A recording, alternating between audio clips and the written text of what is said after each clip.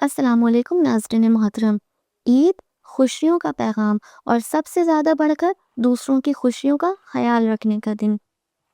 عید پر ہر انسان رنگین طعام پیش کرتا ہے، نئے لباس زیب تن کرتا ہے، لیکن سب سے زیادہ بڑھ کر دوسروں کی خوشی کا خیال رکھنے کا دن ہے، دوسروں کی ضرورتوں کو دیکھتے ہوئے اپنی عید کی خوشیاں منانے کا دن۔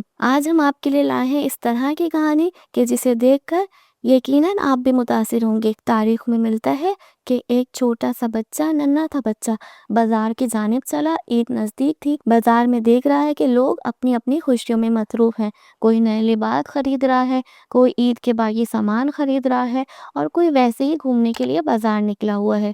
وہ چھوٹا سا بچہ دیکھ رہا ہے کہ جس کے پاس عید کے لیے نیا لباس موجود نہیں ہے اور نیا لباس خریدنے کے لیے اس نے پیسے موجود نہیں ہے، اپنی ماں کے ساتھ موجود وہ ننھا سا بچہ بازار سے گزر رہا ہے۔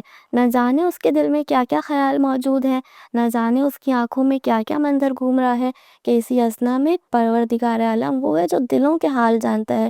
شاید وہ دلوں کے حال سن کر معصوم بچوں کی دعاؤں کو جلد سن لیا کرتا ہے۔ وہ ننھا سا بچہ تمام مناظروں کو اپنی آنکھوں سے دیکھ رہا ہے کہ اسی اثنا میں ایک شخص اس کے قریب آیا جو اس کی آنکھوں میں موجود ہزاروں سوالوں کو دیکھ رہا تھا۔ ایک مرتبہ اس بچے کے قریب آ کر اس بچے سے سوال کیا، جس نے جواب میں کہا، نہ میرے پاس عید کے لیے نیا لباس موجود ہے اور نہ رقم موجود ہے۔ شہزادی فاطمۃ الزہرا کی سیرت سے متاثر ہو کر، اہل بیت کا ماننے والا تھا، شہزادی کی سیرت سے متاثر ہو کر اس شخص نے اپنے پاس سے چند رقم اور چند اشیاء اس بچے کے ہاتھوں پر رکھی۔ وہ بچہ حیرت سے اس شخص کو دیکھ رہا ہے کہ جو جانتا نہیں ہے کہ وہ شخص کون ہے، بس حیرت سے نگاہوں کو بلند کر کے اس شخص کی جانب دیکھا، آنکھوں میں حیرت اور خوشی کے آنسو۔